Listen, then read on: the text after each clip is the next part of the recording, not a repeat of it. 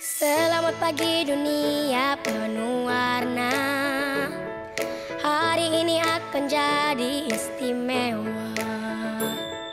Selamat pagi wahai teman semua. Tawar yang iringi langkah kita. Sudah tak sabar segera dimulai. Siapkanlah dirimu. We're gonna have a good time. Oh so much fun.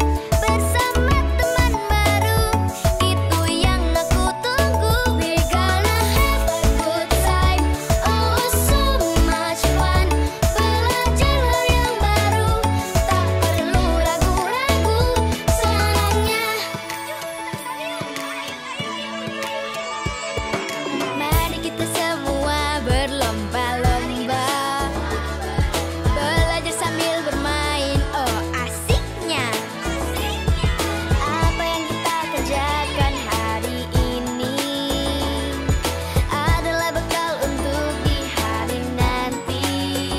Sudah tak sabar segera dimulai. Siapkanlah dirimu. We're gonna have a good time. Oh so much fun.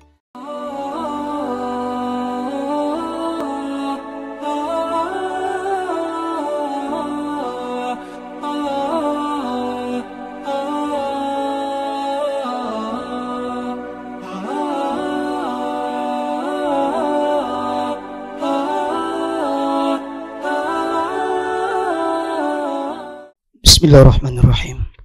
Assalamualaikum warahmatullahi wabarakatuh.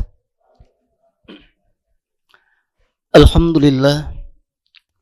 Alhamdulillahilladzi anzala al-Qur'an hudan linnas wa bayyinatin minal huda wal furqan. Asyhadu an la ilaha illallah dzul jalali wal ikram wa asyhadu anna Muhammadan abduhu wa rasuluh. Allahumma shalli ala Muhammad wa ala alihi wa ashabihi al-kiram, amma ba'd. Yang kami hormati dan kami cintai karena Allah, para jamaah majelis ta'lim atau majelis ilmu di Masjid Al-Furqan yang insyaAllah dalam barakah, rahmat, maghfirah dan ridha Allah subhanahu wa ta'ala. Bersyukur kita dengan ucapan Alhamdulillah karena atas izin dan kuasa Allah kembali kita dipertemukan, dikumpulkan, dihimpunkan di rumah Allah ini dalam kegiatan rutinitas kita mengkaji ilmu dalam rangka menyempurnakan nilai ibadah kita di hadapan Allah, sekaligus menjalin silaturahim di antara kita. Semoga Allah menerima amal kebaikan kita dalam keridhaannya. Amin. Salawat dan salam bagi teladan kita, sosok figur pemimpin terbaik pilihan Allah, khataman nabiyyin, Nabi besar Muhammad sallallahu alaihi wasallam. Semoga tercurah pula kepada keluarga, zuriat, sahabat dan segenap pengikutnya hingga akhir zaman. Allahumma shalli ala Muhammad wa ala ali Muhammad.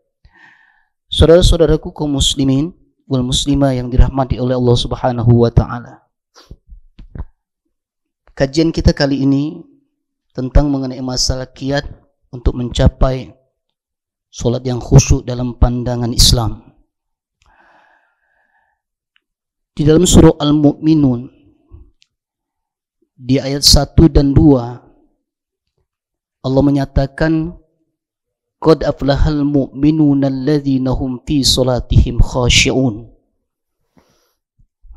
Beruntunglah orang-orang yang beriman, sukseslah orang-orang yang beriman, menanglah orang-orang yang beriman.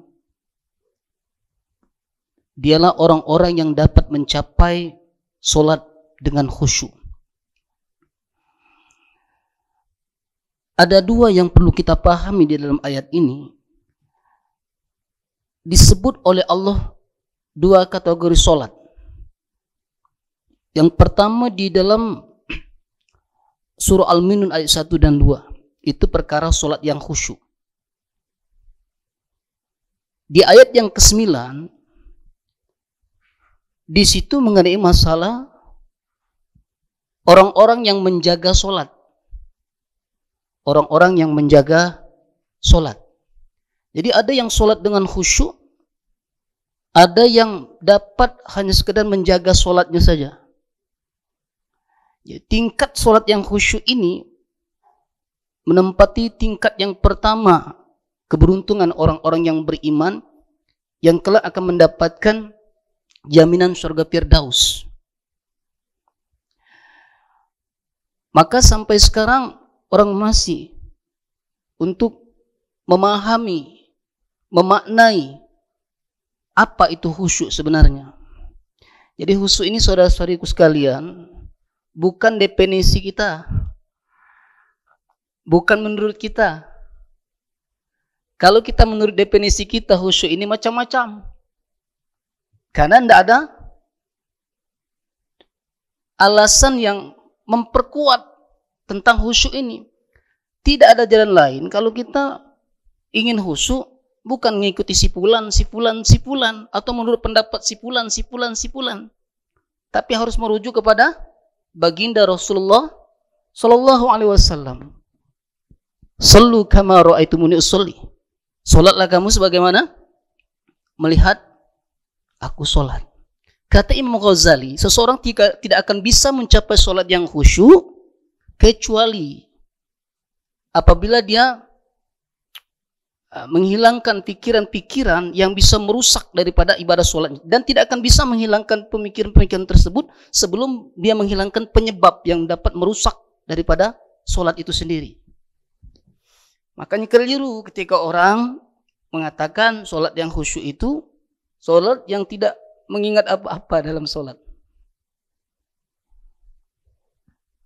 Banyak hadis, saudaraku sekalian, yang menjelaskan tentang bahwasanya baginda Rasulullah Sallallahu Alaihi Wasallam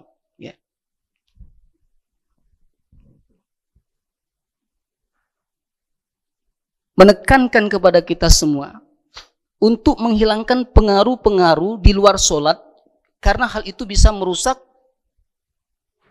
ketika pemikir itu masuk di dalam solat kita.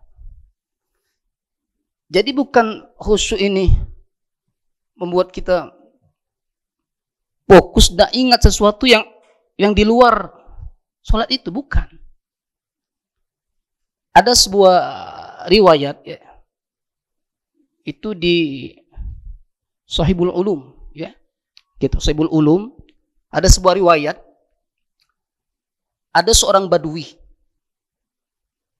Arab datang ke Madinah. Di saat itu Rasulullah Sallallahu Alaihi Wasallam sedang duduk di teras Masjid Nabawi bersama para sahabat menunggu waktu sholat. Datang kepada Rasulullah Arab Badui. Arab Badui ini Arab pedalaman, tidak dekat dengan Nabi. Di situ ada yang dekat dengan Nabi ini sahabat dari kaum Muhajirin dan Ansor. Sementara Arab Badui ini jauh. Kalau bahasa Palembang ini Arab pedusunan. Di dusun lah. Madinah itu kan kota. Datang kepada Nabi cuma untuk bertanya masalah sholat khusyuk. Sambil ngobrol santai, dia dekat kepada Rasulullah. Ya Rasulullah, bagaimana sholat khusyuk? Saya ini ketika sholat, nah saking dia kepengen untuk mencapai sholat, sudah sholat terus, tapi pemikiran-pemikiran di luar sholat itu selalu masuk ke dalam sholat, sehingga mengganggu konsentrasi aku untuk sholat itu. Rasul belum jawab, ketika di situ ada Sayyidina Ali bin Abi Thalib, langsung jawab. Dua Ali, sholat, kalau bahasa Palembang, sholat itu mana diterima? Masuk gal urusan dunia dalam sholat. Ali langsung memberikan vonis, sholat itu tidak akan diterima. Ini kalau disekat sampai sini Pak, banyak sholat kita tidak diterima. Betul tak? Kalau disekat sampai di sini, kalau kita mengambil apa yang disampaikan oleh Sayyidina Ali bin Abi Thalib. Nabi begitu mengatakan, ketika Ali mengatakan seperti itu, ya Ali, kata Rasulullah, apakah antum bisa melaksanakan sholat dengan khusyuk? Bisa ya Rasulullah. Sudah, kata Rasulullah, kalau begitu aku mau lihat engkau sholat. Langsung Pak. Ini sebenarnya itibar. Ini Rasul mendidik ya. Cara Rasul mendidik sahabatnya dan untuk didikan kita semua. Tentang apa tuh yang dimaksud sholat khusyuk itu. Ali keluar, ya, mengambil wudhu. Sudah mengambil wudhu, dia mengatakan kepada Rasulullah, saya akan sholat sebagaimana engkau katakan sholat khusyuk itu. Silakan, kata Rasulullah. Andai kata engkau dapat melakukan sholat dengan khusyuk, kata Nabi, aku punya 2 sorban ya Ali. Satu dari Yaman, satu dari Syam. Satu warnanya merah, satu warna hijau. Andai kata kau bisa melaksanakan sholat khusyuk, silakan pilih 2 sorban ini. Ini cara Rasulullah. Baik ya, lebih baik ya nanti. Sholatlah Ali 2 rakaat sholat sunat. Dilihati oleh Nabi. Tenang, nyaman kalau dilihat dari segi lahiriahnya. Sampai akhir Ali akan salam tuh. Salam ke kanan. Assalamualaikum warahmatullah. Ketika salam ke kiri, belum sampai salam ke kiri, Nabi katakan kepada Ali, ya Ali, antum mau sorban yang hijau atau merah? Kata Ali, ya Rasulullah, belum ke kiri ini, saya mau sorban yang hijau. Apa kata Rasulullah? Li, engkau tak khusyuk. Pasti waktu sholat engkau mikirkan tentang sorban. Karena di awalnya Nabi sudah memberikan janji, apabila mampu sholat dengan khusyuk, akan kuberikan sorban. Engkau tinggal pilih, mau hijau atau merah. Ali jujur, Pak. Ya Rasulullah, memang pada waktu di rakaat pertama aku dapat sholat dengan khusyuk. Tapi ketika masuk ke rakaat kedua, aku mulai terbayang janjimu kepada aku. Anda kata selesai sholat ini, Nabi menawarkan sorban hijau atau merah, aku akan pilih yang hijau. Ternyata Ali pun tidak dapat melakukan sholat sebagaimana khusyuk yang dimaksud oleh kita selama ini. Masuk tuh. Apa kata Rasulullah? Wahai Ali, termasuk dia mengatakan kepada Arab Badui, dan termasuk ini untuk kita semua. Kata Rasulullah, khusyuk itu kesempurnaan terbatas kemampuan masing-masing. Dan ketika engkau di dalam sholatmu teringat pikiran-pikiran, fokuskan kembali kepada ibadah sholat. Makanya kenapa di dalam banyak hadis-hadis ya yang sahih yang mengingatkan kepada kita semua bahwasanya Nabi senantiasa untuk menghilangkan pengaruh-pengaruh yang dapat merusak ibadah sholat kita. Tapi bukan berarti sholat yang khusyuk itu adalah tidak ingat apa-apa di dalam sholat kita. Jadi keliru yang memahami khusyuk yang selama ini. Ya. Coba lihat beberapa hadis ya. Nabi pernah enggak sholat sambil menggendong cucu? Kan urusan dunia itu. Misalnya dalam hadis dari Abu Qatadah, hadis ini riwayat Muslim. Anna Rasulullah SAW kana yusalli wa hamilun amanati binta Zainabah binti Rasulullah SAW. Rasulullah, kata Abu Qatadah, pernah sholat menggendong Umamah. Umamah ini cucu Nabi yang perempuan, anak daripada Zainab. Digendong oleh Nabi saat sholat.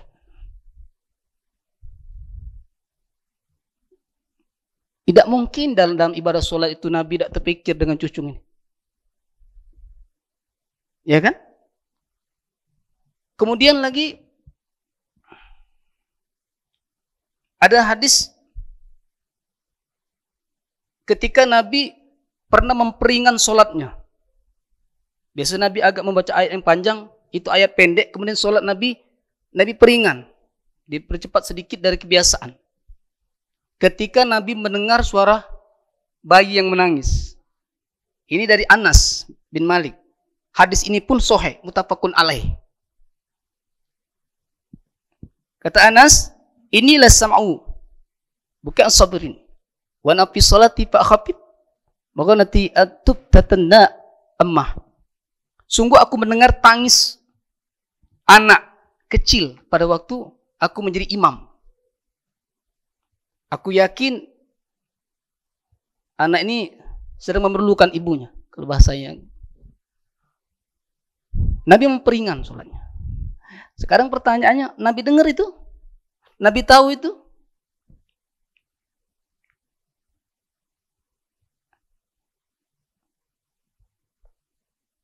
Kemudian Nabi pernah mencegah orang yang lewat di depan Nabi sholat.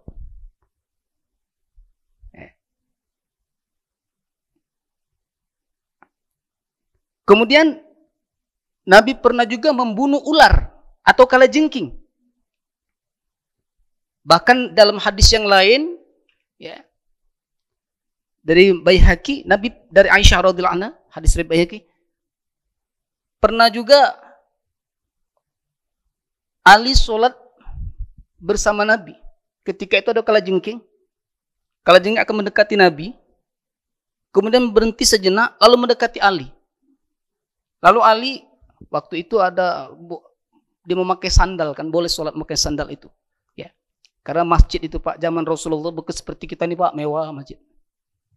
Nabi zaman Nabi itu ini pasir, masih pasir, bukan keramik seperti ini Pak. Apalagi zaman-zaman awal Islam itu pakai apa? Pelepah daun kormah itu. Sementara, makanya jangan kamu aneh ketika melihat sahabat ada yang pasiran di jidatnya nih. Wajar Pak. Wajar sebagian sahabat ada yang memakai sandal. Jadi kita harus ingat tuh. Jadi hadis jangan ditelan mentah-mentah. Boleh Nabi pakai sandal. Ya suasana di mana? Masa sini pakai sandal? Ali lalu ketika kalajengking itu mendekati Ali, dipijak oleh Ali kalajengking itu. Ketika sholat. Ketika sholat Pak. Jadi khusyuk itu gimana sih?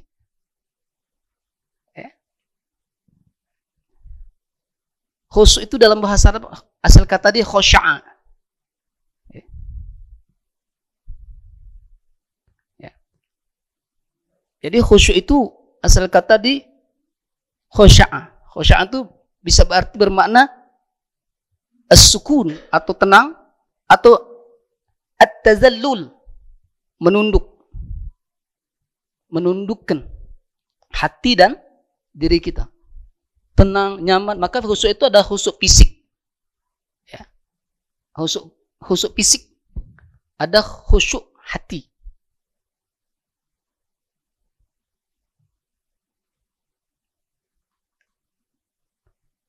Pertama, makna khusyuk ini langsung menurut Al-Quran.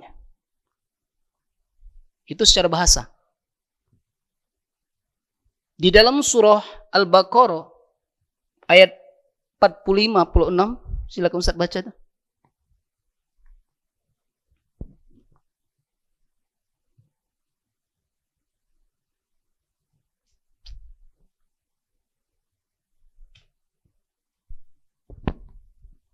Al-Baqarah 4546. Ustaz. Ya, 4546. A'udzubillahi minasyaitonirrajim. Bismillahirrahmanirrahim.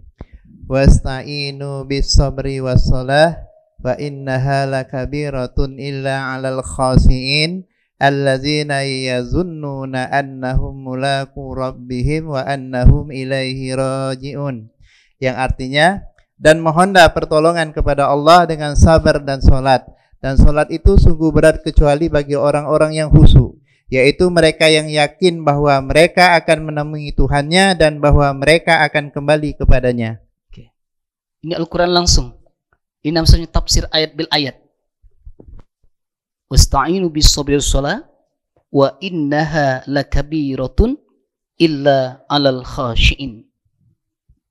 Kalau terjemahan, jadikan sabar dan sholat sebagai penolong. Kalau tafsirnya itu, jadikan sabar dan sholat sebagai satu jalan untuk mencapai pertolongan Allah. Untuk mencapai pertolongan Allah dengan sabar dan sholat. Dan sholat itu berat. Cuman bagi orang yang khusyuk, nah, seperti itu ya, bagi orang yang khusyuk tidaklah berat. Lalu khusyuk itu apa tuh? Nih, lihat ayat berikutnya. Ini langsung tafsir ayat ya. Illa alal khasyi'in, kecuali orang khusyuk. Siapa mereka itu? Nih, ayat yang ke-46. Alladzina yazunnuna annahum mulaqu rabbihim innahum ilaihi raji'un. Yaitu orang yang meyakini bahwa mereka akan menemui Tuhannya dan bahwa mereka akan kembali kepada Allah. Menurut Quran nih Pak langsung. Kalau tadi bahasa. Apa yang bisa kita maknai dari ayat ini? Orang yang ingat mati, Pak. Ya kan? Orang yang yakin bakal menemui Allah.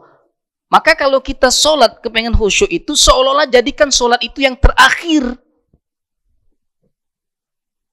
Ada yang terbayang mati waktu sholat? Enggak, yang terbayang dunia kan? Pernah enggak kita sholat, lalu terbayang seolah itu adalah sholat kita terakhir, dan selama kita sholat itu, bayangan kita bakal itulah yang terakhir dalam kehidupan kita.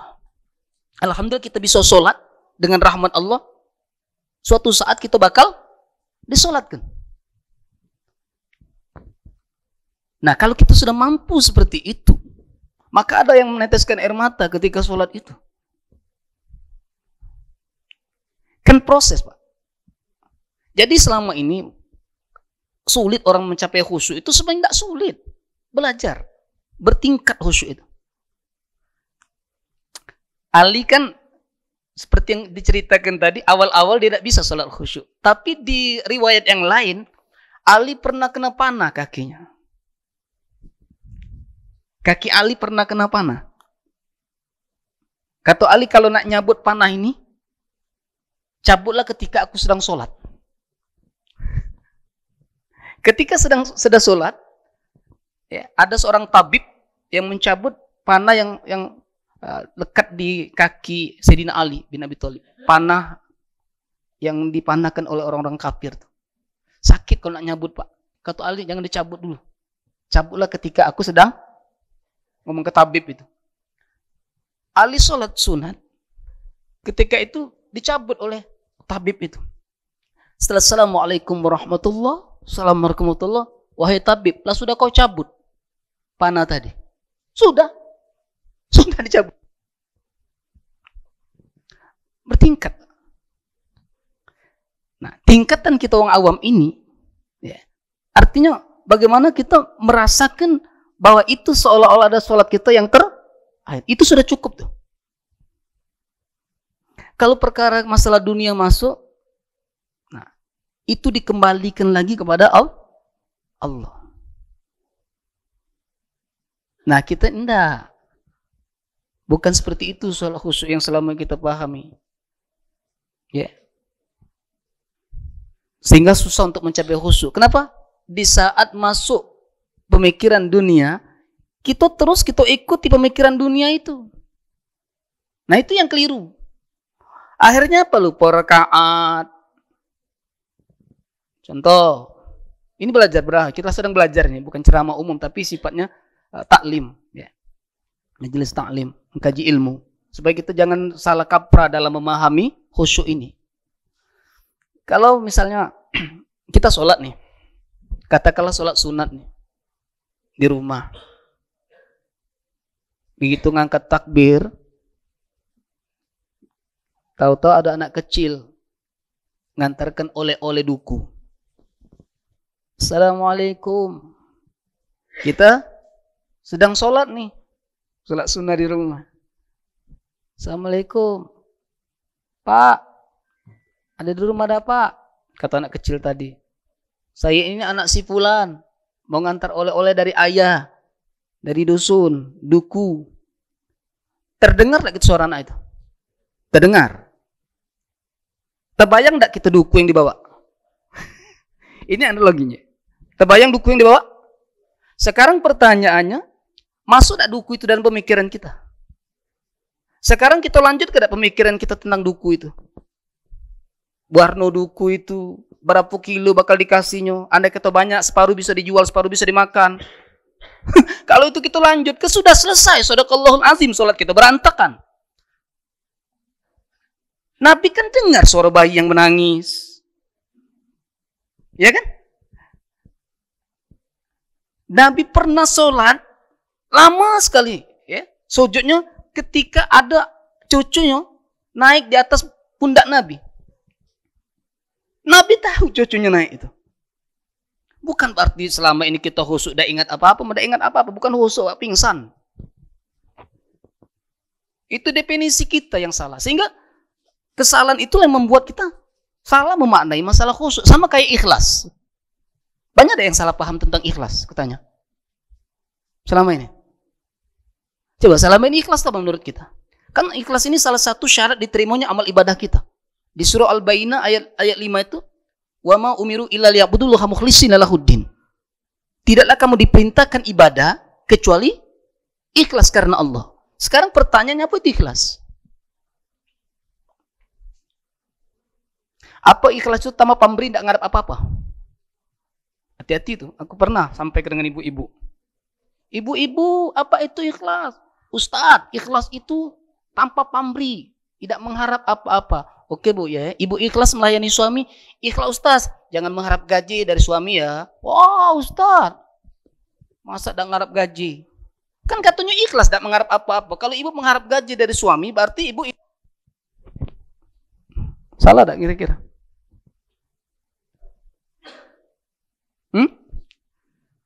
Ikhlas ini hebat Pak. Bu ya? Di dalam Al-Quran ada satu surah, ya biasanya beberapa surah lah ya. Beberapa surah itu begitu surahnya disebut, biasanya nama surah itu ada di ayat-ayat itu. Contoh, surah An-Nas. Surah An-Nas. Di ayatnya, Qul a'udzu birabbin nas, malikin nas, ilahin nas. Surah Al-Falaq.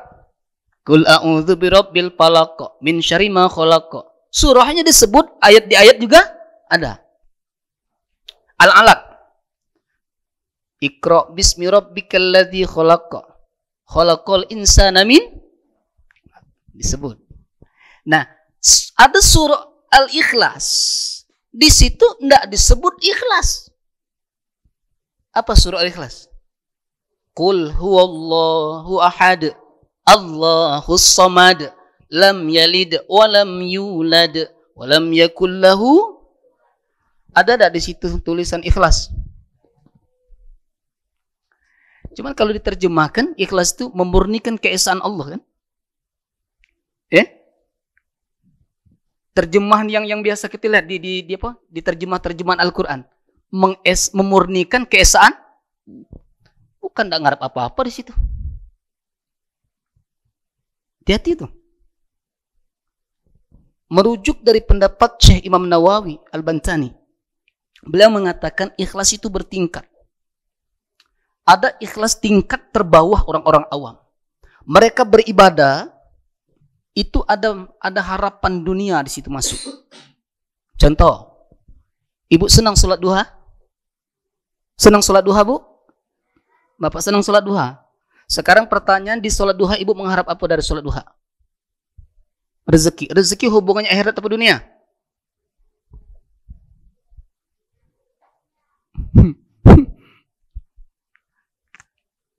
Puasa. Misalnya puasa. Puasa itu ada harapan ke dunia. Nabi pernah mengatakan dalam hadisnya, sumu tasihu. Puasalah kamu akan sehat. Sehat itu urusan akhirat atau dunia? Itu ada pengaruh dunia di situ.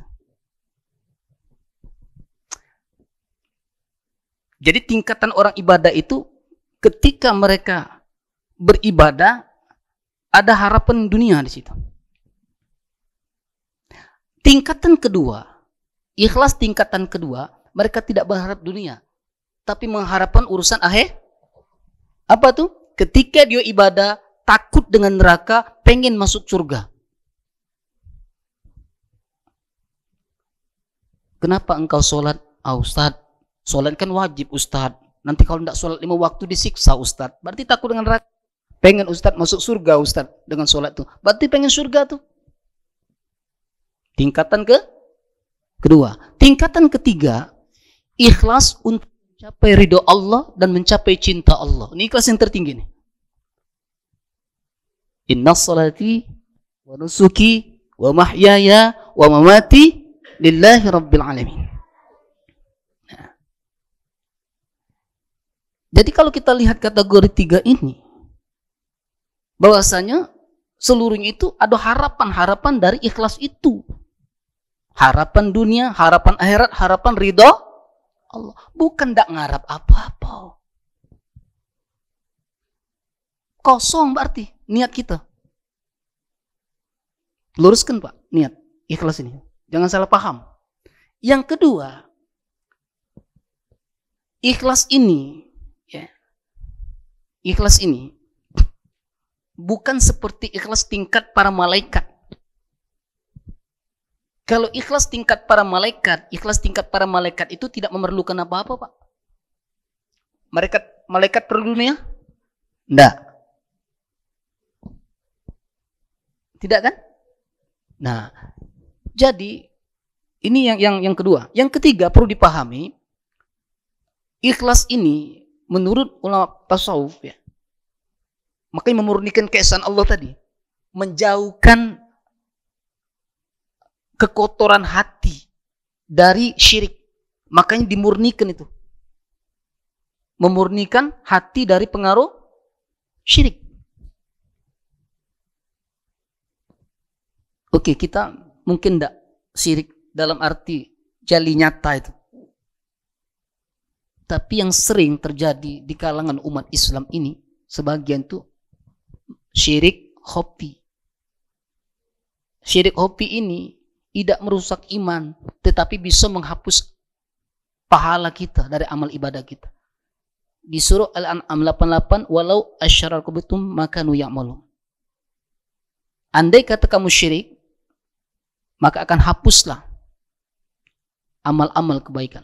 Nah, syirik ini banyak orang yang menjadikan dunia sebagai Tuhan. Ada yang menjadikan obat sebagai Tuhan. Ada yang menjadikan olahraga sebagai Tuhan. Ada.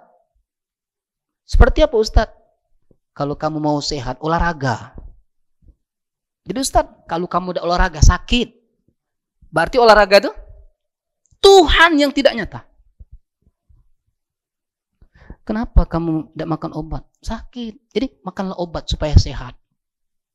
Berarti yang bisa menyehatkan kita adalah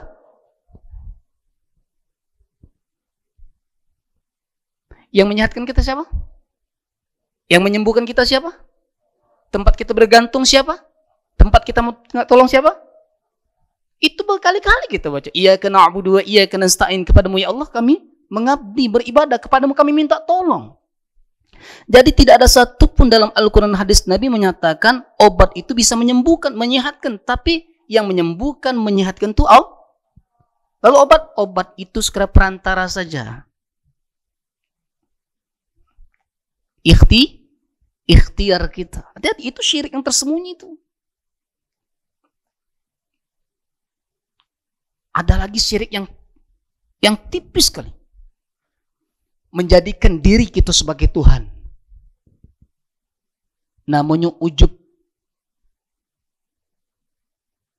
Menjadikan diri kita sebagai Tuhan. Apa tuh? Oh iya ya. Tidak ada yang hebat seperti aku di tempat ini. Yang punya pangkat jabatan paling tinggi, aku. Yang paling banyak ilmu, aku. Yang paling gagah, aku. Yang paling hebat, aku. Yang paling pintar, aku. Itu tidak mungkin kepada manusia, tapi dia di hati dia sendiri sambil merenung. Iya ya. Di hati dia. Itu tanpa kita sadari, hati-hati. Maka yang itu kadang-kadang ya, untuk mencapai sholat yang khusyuk tadi, ketika seseorang hatinya berpaut kepada Allah, yang disebut dengan ketenangan, ya, jadi hatinya tenang, fokus, ya. Kemudian badannya juga tenang, tidak gerasak gerusuk. Ya. Ketika kita bisa melaksanakan ibadah dengan tenang, kemudian hati kita tertuju kepada Allah, setahap demi setahap kita akan bisa melewati kiat-kiat dalam melaksanakan sholat khusyuk.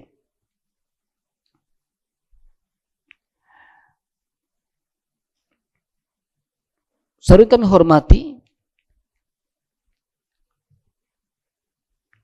kemudian sholat khusyuk ini juga, yang pertama tadi, bagaimana kita mengingat tempat akhir kita, yaitu kematian. Yang kedua,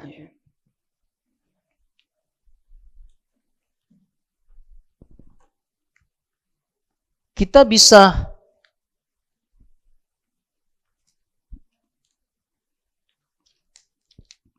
membaca ayat surah Al-Ma'arij ayat 44, Ustaz. Ma'arij ini surah ke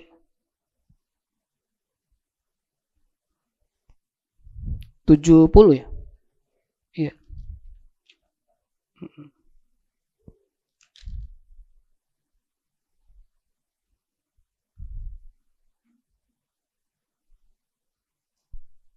Surat Al-Ma'arij ayat 44.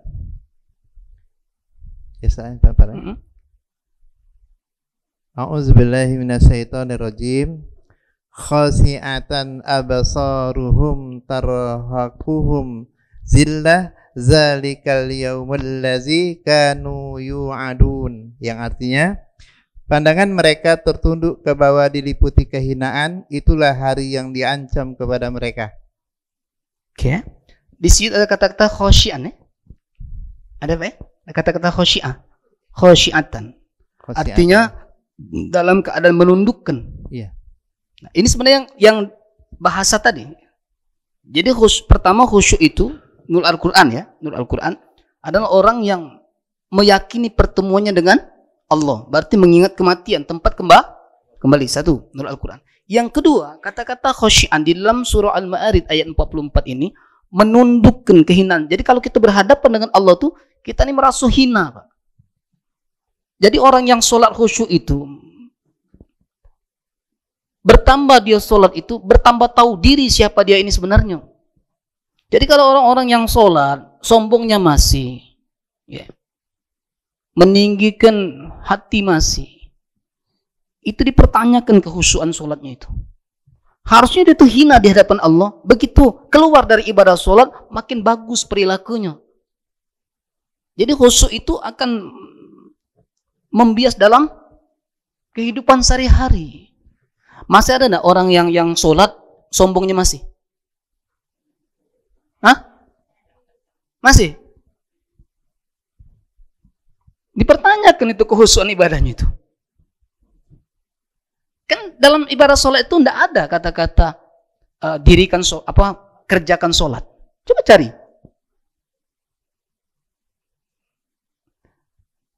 Kalau kerjakan sholat, pasti Al-Quran nyebut bukan wa yuqimunas sholah, tapi if'alus sholah. Quran nyebutkan yuqimus sholah. Dirikan, bukan kerjakan. Apa bedanya? Kalau kerjakan sholat, itu sekedar gugur kewajiban, sekedar menjaga sholat, menjaga rukun-rukunnya. Tapi kalau orang yang mendirikan sholat, dia akan benar-benar melaksanakan sholat dengan khusyuk dan menjadikan pembelajaran berharga dari tiap-tiap sholat yang dilaksanakannya itu. Sehingga akan membentuk pribadi menjadi lebih baik. Makanya katakan tadi Pak, di surah Al-Mu'minun itu kan, kalau khusyuk itu di ayat 1 dan 2. Kalau menjaga sholat itu di ayat ke-9 tuh. Walladzina hum ala sholatihim yuhafizun. Orang-orang yang memelihara sholat mereka itu, memelihara, menjaga sholat. Seluruh orang bisa menjaga sholat, tapi belum tentu seorang bisa melaksanakan dengan sholat yang khusyuk. Tapi kita perlu belajar. Makanya sholat khusyuk ini ada hubungan dengan perkara di luar sholat. Jadi selesai dulu urusan-urusan di luar sholat kalau ingin melaksanakan sholat dengan khusyuk. Kan banyak hadis demi hadis, termasuk di kitab Bulughul Maram ini, ya, banyak hadis yang mengemukakan tentang kiat sholat khusyuk di kitab Bulughul Maram ini. Kata Nabi, salah satu hadis itu ya, kalau makanan sudah tersedia, sementara sholat akan didirikan, makan dulu apa sholat dulu? Nah, ibu kan pacak jawab makan dulu, kata ibu. Ngapalah bu? Ini jangan ditafsirkan mentah-mentah di sini. Antara sholat dengan makan, berarti Nabi ini nganjur ke makan dulu, ngutama ke makan. Nah itu macak-macak. Bukan seperti itu. Ada makna yang dalam. Ketika antara sholat dan makan, Nabi mandul ke makan. Kenapa makan dulu?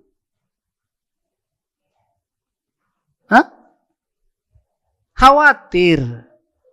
Nanti aja makan tuh, sholat dulu. Khawatir. Kalau teringat makanan tadi di dalam, nah itu ada hubungan dengan khusyuk. Hadis itu hubungan dengan khusyuk, bukan hubungan dengan khusyuk. Karena ini bab khusyuk tuh. Kalau dalam Bulughul Maram bab khusyuk tuh. Maka tidak boleh terburu sebenarnya. Ada orang yang azan, kemudian iqomah, kita masih makan. Nabi nganjurkan selesai dulu makan. Walaupun kata Nabi, orang sudah iqomah. Kalau terlambat masbuk.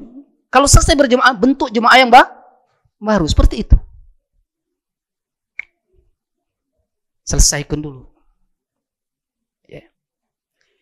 Jadi tidak mungkin bisa kita mencapai khusyuk kalau kita belum menyelesaikan urusan-urusan yang terkait dengan penyebab yang membuat kita tidak khusyuk. Saudaraku yang kami hormati, ini dulu yang dapat kami sampaikan kesimpulan. Ya. Khusyuk menurut bahasa adalah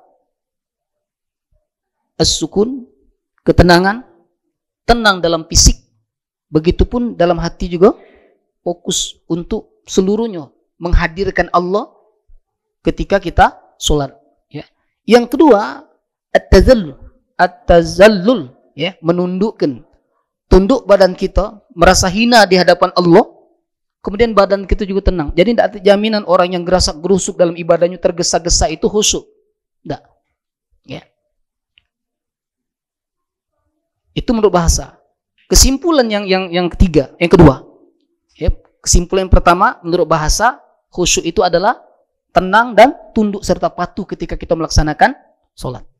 Yang kedua, khusyuk menurut Al-Quran, ya, di surah Al-Baqarah 45-46, itu adalah meyakini bahwa kita akan kembali kepada Allah. Jadi ketika kita sholat, ingatlah itu seolah-olah sholat kita yang terakhir, mengingat kematian.